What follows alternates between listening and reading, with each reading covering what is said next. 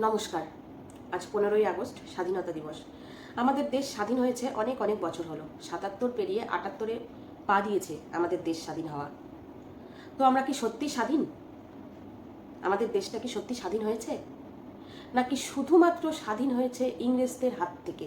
শুধুমাত্র ইংরেজদের হাত থেকে আমরা মুক্তি পেয়েছি, এইটুকুই। বিশেষ করে আমরা মেয়েরা কি সত্যি স্বাধীন এই স্বাধীন ভারতে? আমার একটুও মনে হয় না। আমরা মেয়েরা একটুও স্বাধীন না, এখনও আমরা পরাধীন। না হলে ভাবুন না, আরজি করের সেই লেডি ডক্টর, তার এইরকম করুণ পরিণতি হতে পারে? একজন ডক্টর, তার কি অবস্থা হয়েছে, কি করুণভাবে সে মৃত্যুবরণ করেছে,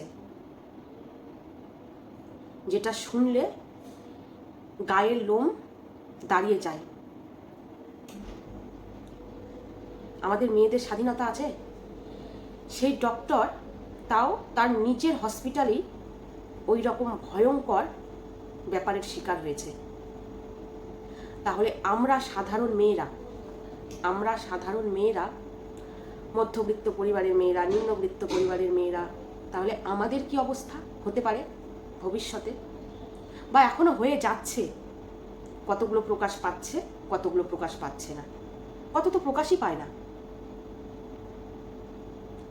আজ একজন ডক্টরের, লেডি ডক্টরের যে অবস্থা হয়েছে, তাকে যেভাবে ধর্ষণ করে খুন করা হয়েছে, তার বর্ণনাটা নাই বা দিলাম। সেটা দিতে গেলে মাথা খারাপ হয়ে যাবে। শোনার পরেই তো খুব খারাপ অবস্থা। আমার শুধু একা না, প্রত্যেকের। শুধু আমরা চিৎকার করে মরি, আমরা স্বাধীন, আমরা স্বাধীনতা পেয়েছি, আমরা স্বাধীন ভারতে বাস করি, শুধু এটুকুই চিৎকার করে মরি। আমাদের মেয়েদের কোনো স্বাধীনতা নেই। আমাদের রাত্রি 9টার পরে বাড়ির বাইরে বেরোনো যাবে না, হাসা যাবে না জোরে জোরে, আরও কত কিছু। মেয়েরা ধর্ষণ হলে কিছু কিছু জায়গায় তো মেয়েদেরই দোষ দেওয়া হয়। তার পোশাক খারাপ ছিল, তার স্বভাব খারাপ ছিল, জন্য সে ধর্ষণ হয়েছে। আচ্ছা বলুন তো,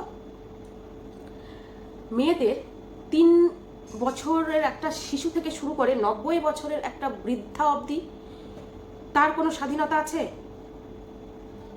নেই। যখন একটা মেয়ের পোশাকের দোহাই দেওয়া হয়, যে পোশাকের কারণে মেয়েরা ধর্ষণ হচ্ছে, তাহলে যদি বলি একটা 3 বছরের শিশু কন্যা যখন ধর্ষণ হচ্ছে, তার কি পোশাকের অপরাধ? সে কি খারাপ পোশাক পরেছিল? এই যে আরজি কর হসপিটালের লেডি ডক্টর, যেই রাতে তার করুণ পরিস্থিতি হয়েছিল, সে কি খারাপ পোশাক পরেছিল? নাকি 80-90 বছরের একটা বৃদ্ধা যখন ধর্ষণ হয়, সে কোনো খারাপ পোশাক পরে থাকে? তাহলে পোশাকের দোহাই কেন দেওয়া হয় বলুন তো? পোশাকের কারণে মেয়েরা ধর্ষণ হচ্ছে? শুধু পোশাকের কারণে মেয়েরা ধর্ষণ হচ্ছে না, পোশাক তার কারণ কখনোই হতে পারে না যে পোশাকের জন্য মেয়েরা ধর্ষণ হচ্ছে।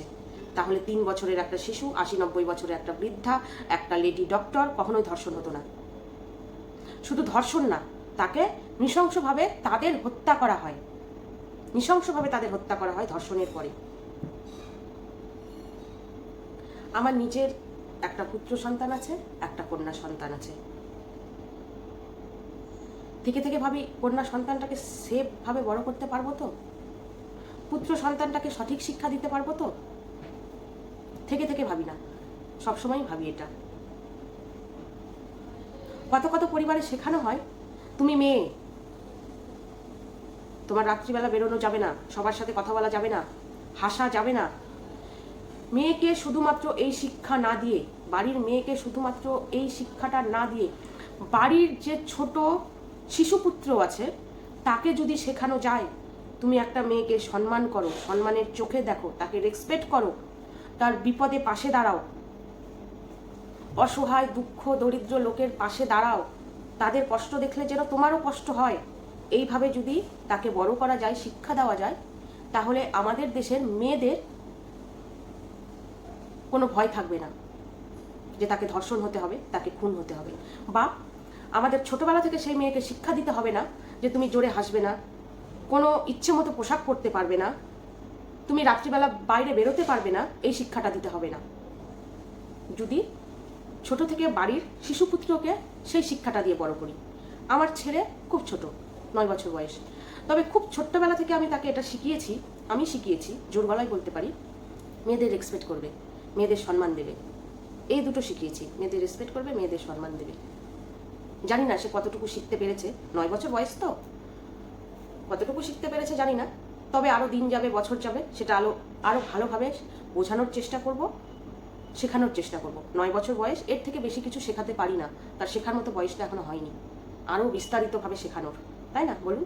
তবে এই দুটো শেখায়, মেয়েদের রেসপেক্ট করবে, মেয়েদের সম্মান করবে, অসহায়, আর একটা সাথে বলি, অসহায় দুঃখী লোকদের পাশে দাঁড়াবে, তাদের দুঃখে যেন তুমিও দুঃখ পাও, এইটুকুই শেখাই। এর থেকে বেশি বিস্তারিত এখনো শেখাতে পারিনি, যেহেতু অনেক ছোট। আজ আর.জি. কর লেডি ডক্টরের জন্য যেভাবে আমাদের গোটা দেশ ক্ষেপে উঠেছে, এই ক্ষেপামিটা যদি টেনে নিয়ে যাওয়া যায়, চলতে থাকে, তাহলে আইন এর সঠিক বিচার দিতে বাধ্য। আইনের উপরে ভরসা আছে আমাদের যে আইন হয়তো সঠিক বিচার দেবে, কিন্তু কি হয় কি জানি। শুধু আমাদের দেশ না, এই ঘটনা নিয়ে বিদেশের মাটিতেও প্রতিবাদ হচ্ছে, প্রতিবাদ মিছিল বেরোচ্ছে। তাহলে ভাবুন কিভাবে কেঁপে উঠেছে গোটা পৃথিবী, তো বলতে হবে গোটা পৃথিবী তাহলে হয়তো কেঁপে উঠেছে এই ঘটনা নিয়ে। যেভাবে জনগণ ক্ষেপে উঠেছে, এই ক্ষেপামিটা আরো বাড়ুক, আরো বাড়ুক, আরো বাড়ুক, তবে এর ন্যায্য বিচার হবে, না হলে এর ন্যায্য বিচার হবে না। হয়তো বাড়িতে বাড়িতে দুর্গা পুজো করা হয়, লক্ষ্মী পুজো করা হয়, সরস্বতী পুজো করা হয়, সমস্ত দেবীর পুজো করা হয়, মাটির মূর্তিকে পুজো করা হয়। মাটির মূর্তি বলে কিন্তু এখানে আমি ছোট করছি না, কোনো দেবতাকে ছোট করছি না, মাটির মূর্তিকে পুজো করা হয়, কিন্তু রক্তে মাংসের একটা মেয়েকে সম্মান করা হয় না। পুজো তো দূরের কথা, অনেক সময় গর্ভে মেয়ে আছে বলে জানতে পেরে তাকে নষ্ট করে দেওয়া হয়। আবার সেই বাড়িতেই দেখুন লক্ষ্মী পুজো হচ্ছে প্রত্যেক বৃহস্পতিবারে ঘটা করে, সরস্বতী পূজা হচ্ছে, দুর্গা পূজা হচ্ছে। পুরা দেশে আমাদের মেয়েদের কোনো স্বাধীনতা নেই। বাসে, ট্রামে, টোটোতে, কোথাও না। অচেনা কারো পাশে বসতে ভয় লাগে, অচেনা কোনো পুরুষের পাশে বসতে ভয় লাগে। মনে হয় এই যে বুঝি তার হাত পা কীভাবে যে ছড়াছড়ি করবে, এখন ছোড়াছড়ি করবে, এইরকম ভয় আমাদের মধ্যে কাজ করে না বলুন তো? আমাদের এই স্বাধীন ভারতে একটা লেডি ডক্টরের যে অবস্থা, আমাদের মতো সাধারণ মেয়েদের কি হতে পারে ভাবুন তো? আমরা তো যেটা ফেস করছি, আমাদের যারা ছোট কন্যা সন্তান আছে, তারা সামনের দিনে কি ভয়ঙ্কর পরিস্থিতির শিকার হবে বুঝতে পারছেন? যদি এখনই এগুলো সব প্রতিবাদ না করে শেষ করে দেওয়া যায়, তাহলে আমাদের সন্তান, কন্যা সন্তানরা আরও ভয়াবহ পরিস্থিতির মধ্যে পড়বে। আমরা তো পড়ে আছি, তারা আরও খারাপ অবস্থায় পড়বে। সত্যি এর একটা বিচার চাই, কঠিন বিচার চাই,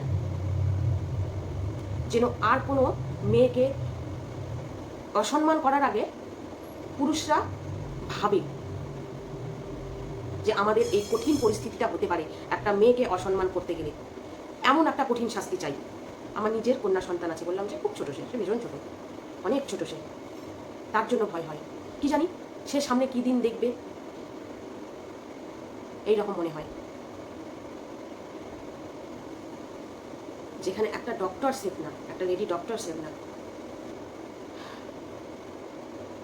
দেশটা কোথায় যাচ্ছে,